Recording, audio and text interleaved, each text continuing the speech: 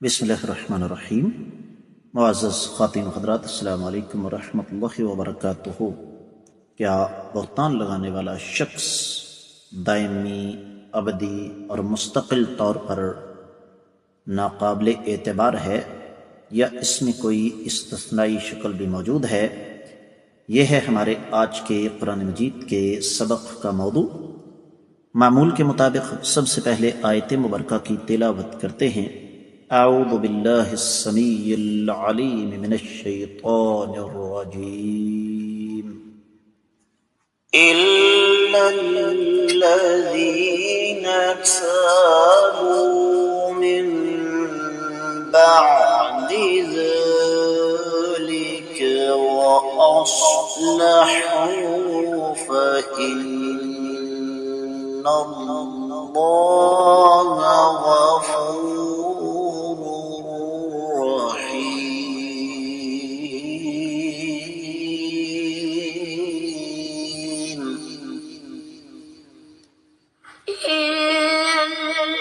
الذين تابوا من بعد ذلك وأصلحوا فإن الله غفور رحيم۔ معزز خواتین و حضرات، اللہ ملک العلام رب الجلال والاکرام کی پاکیزہ کتاب قرآن مجید 18واں پارہ سورۃ النور آیت مبارکہ ہے 5ویں۔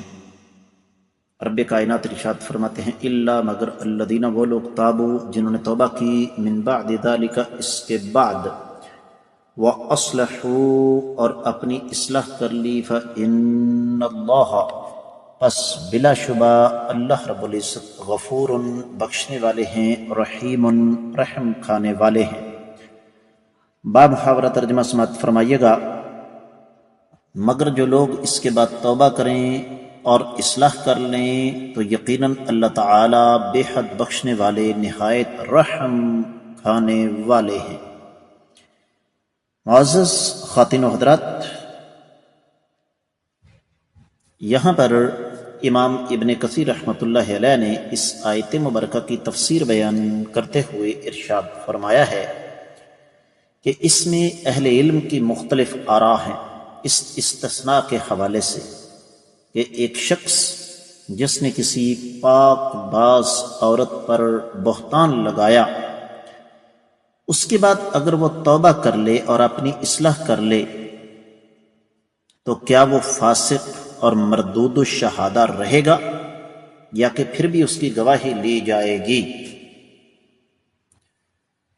تو اس حوالے سے ابن کثیر رحمۃ اللہ علیہ ارشاد فرماتے ہیں کہ حد توبہ سے نہیں ہٹ سکتی، وہ تو لگے گی ہی۔ بعض اہل علم جن میں امام مالک، امام شافعی، امام احمد بن حنبل فرماتے ہیں کہ جب یہ شخص سچے دل سے توبہ کر لے گا تو یہ پھر مردود الشہادہ نہیں رہے گا اور نہ ہی فاسق رہے گا۔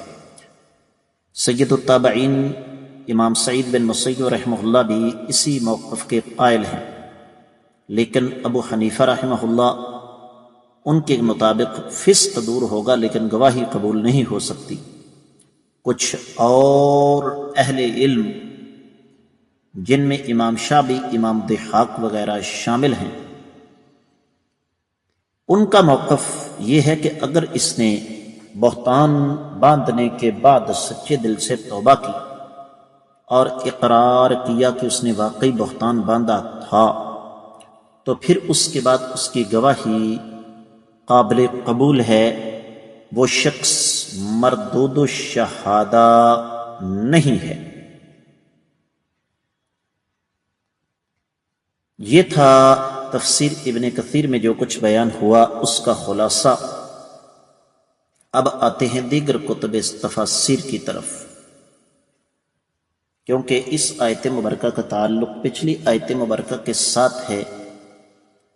اہل علم یہ فرماتے ہیں، خاص طور پر امام ابن جریر، امام قرطبی، امام بقائی اور مادی قریب میں امام شنقیطی، امام سعدی اور ابن عاشور،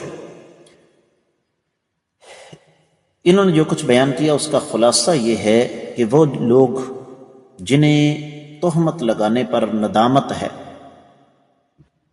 اور وہ نافرمانی سے باز آ گئے اور اس بات کا پختہ ارادہ کیا کہ وہ دوبارہ ایسا نہیں کریں گے، اور پھر انہوں نے اپنی اصلاح کر لی، تو اللہ ملک الاعلی مربد الجلال والاکرام ان کے گناہوں پر پردہ ڈالیں گے، ان کی گرفت نہیں کریں گے، ان پر اپنی رحمت کریں گے۔ پس تم ان کی گواہی کو قبول کرو اور ان کو فاسق مت کہو، کیونکہ سچے دل سے توبہ کرنے کے بعد وہ اس صف سے نکل گئے کہ اب ان کی گواہی جو ہے وہ دائمی ابدی طور پر قابل قبول نہیں ہے۔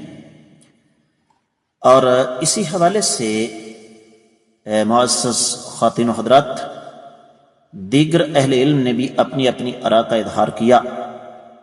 خاص طور پر امام قصاب نے النکت الدالہ علی البیان ان کی کتاب ہے، فرماتے ہیں کہ یہ آیت مبارکہ اس بات کی دلیل ہے کہ تہمت لگانے والا اگر سچے دل سے توبہ کر لے تو اس کی توبہ قابل قبول ہے۔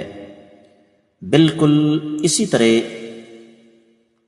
معزز خواتین و حضرات، امام نووی نے الاذکار میں، امام ابن القیم نے مدارج السالکین میں، امام مرداوی نے الانصاف میں، اور امام شربینی نے مغنی المحتاج میں اس بات کا جزم کیا ہے کہ جب اللہ تعالیٰ کی طرف سے فیصلہ آ گیا تو ہم پھر تہمت لگانے والے کو بار بار مطعون کرنے والے کون ہوتے ہیں؟ ہمیں یہ حق کس نے دیا ہے؟ جب رب کائنات کی طرف سے اس کو معافی مل چکی ہے تو ہم اسے معاف کیوں نہ کریں؟ اور یہ بات یقینی طور پر قابل غور ہے۔ اور اہل علم نے پھر توبہ کی 6 شروط ذکر کی ہیں، آپ کے علم میں ہونی چاہیے، میں اکثر و بیشتر بیان کرتا رہتا ہوں۔ ان میں سب سے پہلے اخلاص، پھر برے کام کو فوراً چھوڑ دینا، اپنے کیے پر ندامت ہو اور دوبارہ نہ کرنے کا پختہ عزم کرنا، اگر گناہ کا تعلق حقوق العباد کے ساتھ ہے تو معافی مانگ لینا یا بدلہ دے دینا، اور توبہ کا دروازہ بند ہونے سے پہلے پہلے توبہ کرنا۔ اگر یہ 6 شرطیں پوری کر دے بہتان لگانے والا تو راجح موقف یہی معلوم ہوتا ہے کہ پھر اس آدمی کی توبہ کو قبول کرنا چاہیے، اس کے عذر کو قابل قبول سمجھنا چاہیے۔ اس حوالے سے تفسیر المراغی میں پوری تفصیل کے ساتھ اس پر روشنی ڈالی گئی۔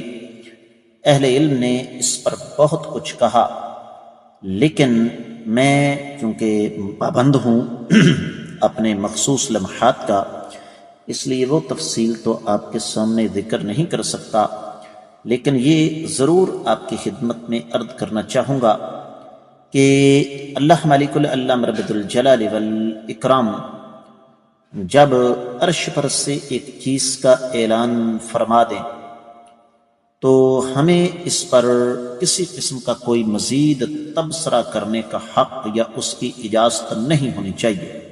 اور میں اس بنیاد پر ایک اور چیز آپ کی خدمت میں عرض کرنا چاہوں گا، اختتام کی طرف بات کو لے جاتے ہوئے۔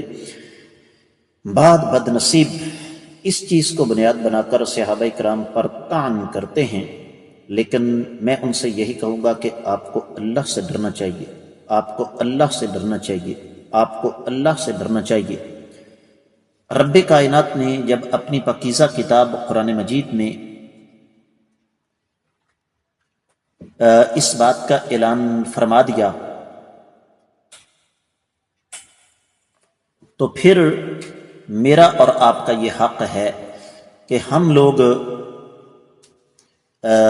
اپنی زبانوں کو کائنات کے امام صلی اللہ علیہ وسلم کے صحابہ کرام کے بارے میں حرکت دینے سے پہلے کئی دفعہ سوچ لیں۔ میں امید کرتا ہوں کہ یہ آیت مبارکہ آپ کو اچھی طرح سمجھ آ گئی ہوگی۔ اس کے ساتھ ہی آج کے سبق سے دیجیے اجازت۔ السلام علیکم ورحمۃ اللہ وبرکاتہ۔